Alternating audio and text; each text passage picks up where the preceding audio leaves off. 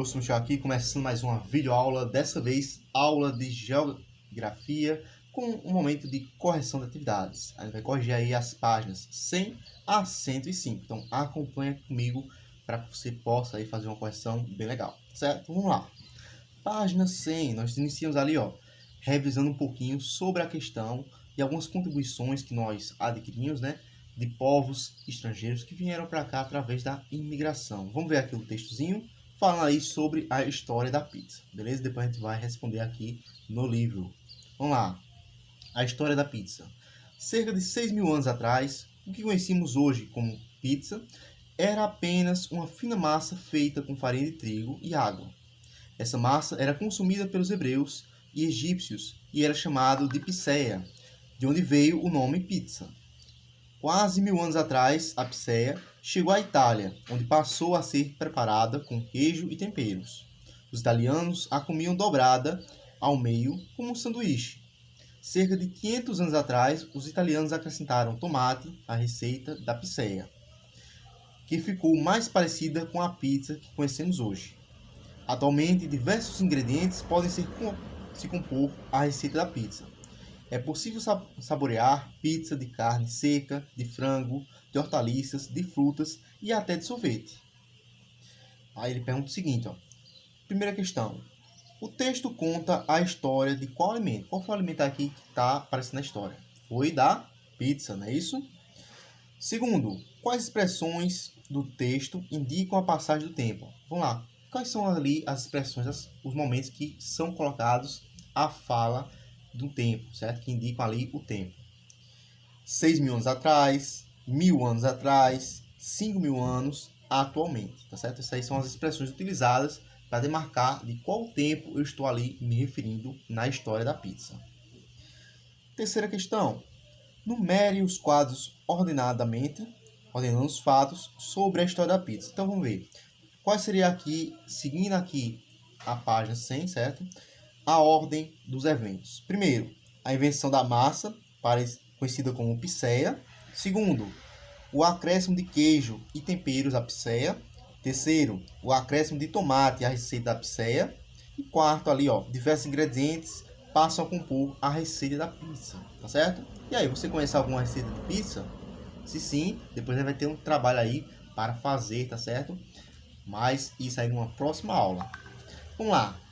Quarta questão, então, seguindo aqui, complete as frases do esquema de acordo com o texto. A história da pizza. Vamos lá. 6.000 anos atrás, a pizza era uma massa fina, feita com farinha de trigo e água, chamada de piceia. A gente já viu isso. 1.000 anos atrás, essa massa chegou à Itália, onde passou a ser preparada com queijo e temperos.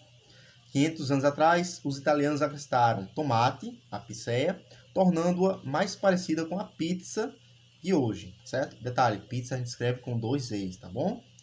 E atualmente, a pizza pode ser preparada com diversos ingredientes, tranquilo? Quinta questão, então, seguindo aqui. Escreva um texto contando a história da feijoada. Siga essas orientações. Primeiro, você vai pesquisar aí, certo? Se você não pesquisou, como a feijoada é preparada atualmente no lugar onde você mora. E depois, ali, letra B, complete o esquema abaixo com as informações de sua pesquisa. No início, a feijoada era um cozido de carne e legumes. Com o tempo, o feijão ali foi incorporado ao cozido de carne e legumes. E atualmente, como é que ela é preparada? Você vai escrever aí de acordo com a sua pesquisa, tá certo? Se aqui o espaço não der, você pode utilizar o caderno para poder justamente preencher, se você ainda não fez essa pesquisa. Bom? E aí com isso nós encerramos a página 101. Vamos agora para a página 102 e chegar ali até a página 105, tá bom? Então vamos lá. Na página 102 diz assim, primeira questão. Observe a tabela e responda. Temos ali a população urbana e a população rural do Brasil desde 1950 até 2015. Nós vamos vendo aí que a população urbana, tá certo? Ela vem cada vez mais aumentando. Antes, no início lá, nosso Brasil era mais rural do que urbano. Hoje em dia já é o contrário, tá certo? Tem mais pessoas na cidade do que aqui no campo. Vamos lá, letra A. Em 1500 e 1950, a maior parte da população era urbano-rural. Resposta: rural. Letra B. Quando isso mudou e por que mudou? A resposta: a partir da década de 70, com o desenvolvimento das indústrias e a mecanização do campo, certo? Quando teve esse avanço na tecnologia, o campo deixou de ser tão atrativo e passou ali a dar lugar às cidades. Tranquilo? O segundo aqui é uma resposta pessoal, mas vamos ver aqui qual é a pergunta. Você faz parte da população rural ou urbana? Explique. Você mora aqui na cidade ou mora na zona rural, perto de sítios, perto de fazendas? Você vai colocar a resposta de acordo com a localidade onde você vive, tá bom? Terceiro, seu José de Almeida está saindo de Portugal. Ele vai morar no Brasil com as duas filhas, Ana e Luísa. Aí ele quer saber o seguinte, letra A. A família Almeida está imigrando, com I, ou emigrando de Portugal para o Brasil. Certo? Cita aqui, ó. Sair de Portugal para o Brasil. Qual é aí dessas duas palavrinhas? Imigrando ou emigrando? A resposta seria que está emigrando, né? Imigrando é chegando de algum lugar. Certo? Chegando de um país diferente, de uma região diferente. Emigrando é eu saindo do meu país de origem e para outra localidade, tá bom? Eu saindo da minha região para outra localidade. Então, essa é a resposta correta. Letra B. Quando chegarem ao Brasil, eles serão considerados emigrantes ou imigrantes?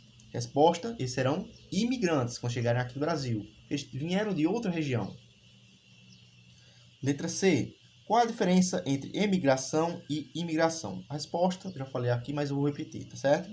A emigração se refere ao movimento de saída de pessoas de seu lugar de origem. E a imigração seria ali, ó, o movimento de entrada de pessoas em um lugar que não é de sua origem. Tranquilo?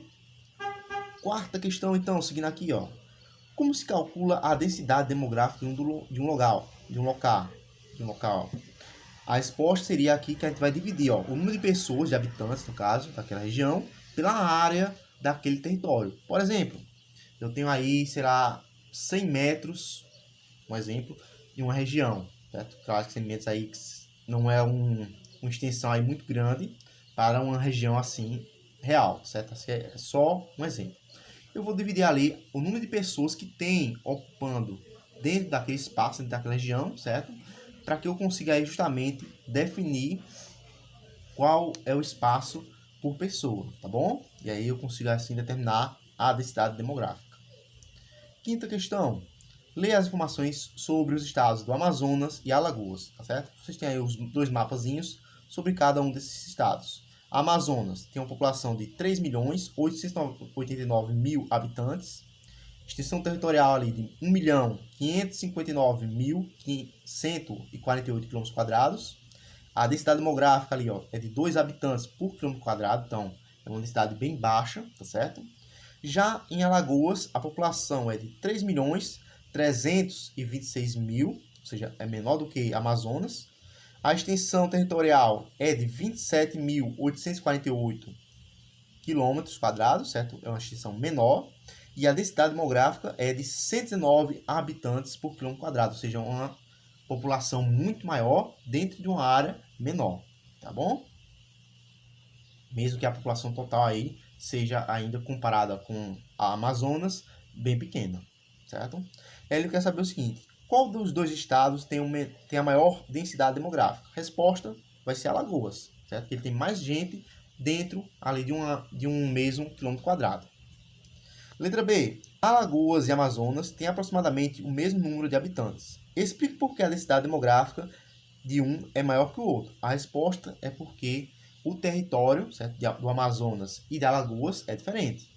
O do Amazonas é mais extenso, ou seja, tem mais espaço ali para eu poder dividir, certo? Para eu poder distribuir as pessoas. Já no de Alagoas, como o espaço é menor, quando eu for fazer o cálculo, a divisão demográfica, eu vou observar que vai ter justamente mais pessoas dentro de uma mesma quantidade de quilômetros quadrados, tá certo? Seguindo então. Sexta questão. Que povos contribuíram para a formação do Brasil? Basicamente a gente pode dizer aí, certo? Três grandes povos, certo? Os indígenas que já estavam aqui, existem vários povos indígenas diferentes que formaram aqui o Brasil, certo? os africanos, que também são povos distintos, existem várias etnias, os europeus e também aí os asiáticos que chegaram um pouco depois, tá certo? Em sua família, as pessoas são descendentes de algum desses povos? Se sim, quais? Isso é uma resposta pessoal. Por exemplo, na minha família eu tenho aí pessoas que são descendentes de portugueses, certo? Portugueses de Açores. Outra parte da família é descendentes ali de africanos. E assim é que é formada a minha família, certo? Como é que é a sua? Você vai colocar lá justamente no seu texto, tá certo? Sétima questão. No município onde você vive, existem algumas terras indígenas? E aí, será que existem? É uma boa chance de você pesquisar para descobrir. E comunidade quilombola, será que existe? Vamos pesquisar. Se sim, qual é a denominação que elas recebem? Então, vou deixar aí vocês pesquisarem para depois vocês me dizerem se vocês localizaram alguma tribo indígena por aqui, certo? Alguma comunidade indígena ou quilombola aqui na região, tá certo? Oitava questão ali, nós temos uma cruzadinha, eu não vou falar não vou falar sobre ela. Depois a gente vê em outro momento para fazer essa correção, tá certo? E a nona questão aqui para a gente poder encerrar. Leia o texto do quadro e responda. O Brasil é um país caracterizado pela diversidade. Essa diversidade marca a população e a cultura que aqui se formaram. Do que resulta a diversidade da população brasileira? Basicamente, a diversidade da população brasileira resulta de mistura de vários povos, como indígenas, africanos, europeus e asiáticos. Letra B. A cultura brasileira é muito rica. Explique. Ela é muito rica em quê? Ela é rica ali, ó, em línguas, certo? Rica ali também, justamente, na questão das crenças e, é claro, rica aí, justamente, nas várias etnias que formam o nosso país, tá certo? Então aí essa é a resposta para a nona questão. Temos aí a 10ª questão, que fala ali sobre a questão das fotos, mas eu não vou falar sobre ela diretamente, certo? Vou deixar que vocês aí depois respondam em um momento em específico, tranquilo? Então, vou me despedindo de vocês, até uma próxima videoaula com mais correções e mais atividades, certo? Um abraço e tchau!